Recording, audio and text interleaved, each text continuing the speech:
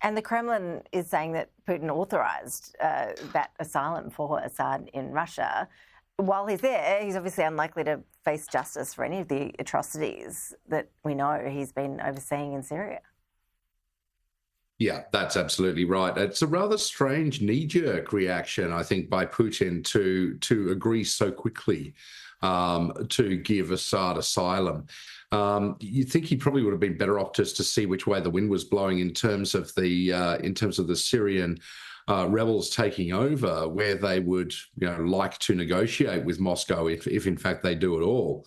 But nonetheless, he's decided to say, yeah, Assad can come and stay here, which certainly means that Russia isn't going to give him up to a criminal court because it doesn't participate in that regime. But the new Syrian government will definitely want Assad back. They'll want to put him on trial. And you'd think that Moscow would resist that, but it just depends how much, of course, it's willing to tolerate Assad in Russia being potentially a problem to it. And when we look at what's happening with Russia and Ukraine, we learned this week that 43,000 Ukrainian soldiers have been killed since Russia invaded. That's the number coming out from the Ukrainian government. The US analysis is suggesting the number's closer to 70,000. After so much death and destruction, what's your expectation as to how that conflict plays out as we head into 2025?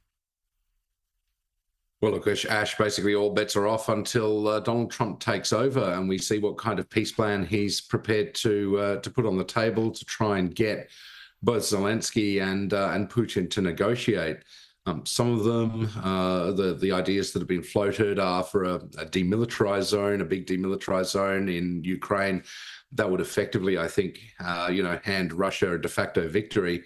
Some of them also say that the Americans will flood Ukraine with weapons if Putin doesn't come to the table.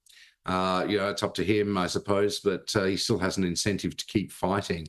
And I think that's the case, really, until Trump takes over, that both sides will continue fighting as hard as possible. And in the Russian context, that means trying to take as much territory as they can.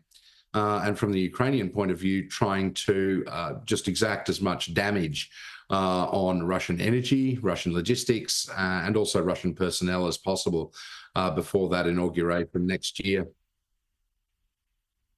Matthew Sussex, appreciate your analysis. Thank you. Thanks, Ash.